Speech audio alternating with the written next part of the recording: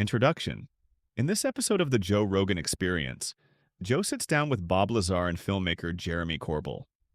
Bob Lazar is a controversial figure known for his claims about working at a secret government facility called S4 near Area 51, where he allegedly studied extraterrestrial technology. His story has been a major part of modern UFO lore since the late 1980s. Jeremy Corbel is a documentary filmmaker who has investigated Lazar's claims and directed the documentary Bob Lazar, Area 51 and Flying Saucers. Together they discuss Lazar's experiences, the secrecy surrounding UFO research, and the impact of his revelations. Detailed summary. The episode begins with Lazar recounting his time at S4, where he claims to have worked on reverse engineering an alien spacecraft. He describes a mysterious propulsion system powered by Element 115, a substance he alleges is key to the craft's anti-gravity capabilities. According to Lazar, this technology defies our current understanding of physics, enabling near-instantaneous movement without traditional propulsion methods. Joe Rogan presses Lazar on how he came to be involved in the program. Lazar explains that he was recruited due to his engineering background and was given highly compartmentalized access to the project. He recalls seeing 9 different craft and describes their unique characteristics, including their ability to move silently and at incredible speeds.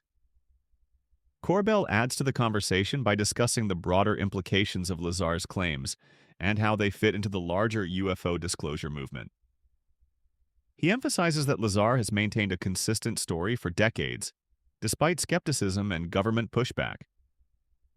Corbel also brings up recently declassified military footage of unidentified aerial phenomena UAPs, suggesting that Lazar's descriptions align with modern sightings. One of the more intense moments of the episode comes when Lazar describes an alleged government raid on his home. He believes this was an intimidation tactic related to his past disclosures. He also details the personal toll of going public, including legal troubles, loss of credibility, and ongoing scrutiny.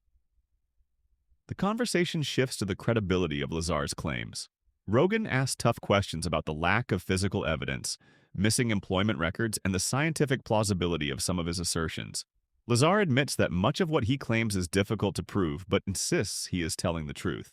He expresses frustration with how his story has been sensationalized and insists he has no incentive to fabricate his experiences. The episode also touches on government secrecy, the possibility of a slow disclosure process regarding extraterrestrial technology, and the role of major aerospace contractors in classified research. Corbel argues that Lazar's story, whether fully provable or not, raises important questions about transparency and the limits of human knowledge. Recap and analysis. This episode is a fascinating exploration of one of the most famous UFO-related claims in modern history. Lazar's story is either one of the greatest revelations of all time or a highly detailed fabrication. Either way, it's compelling. His detailed descriptions of alien technology, government secrecy, and the personal consequences of whistleblowing make for a gripping conversation. For those interested in UFOs, government cover-ups, or cutting-edge physics, this episode is a must-listen. It raises big questions about what might be hidden from the public and whether we are on the verge of a major scientific breakthrough or uncovering a long-running deception. Call to action.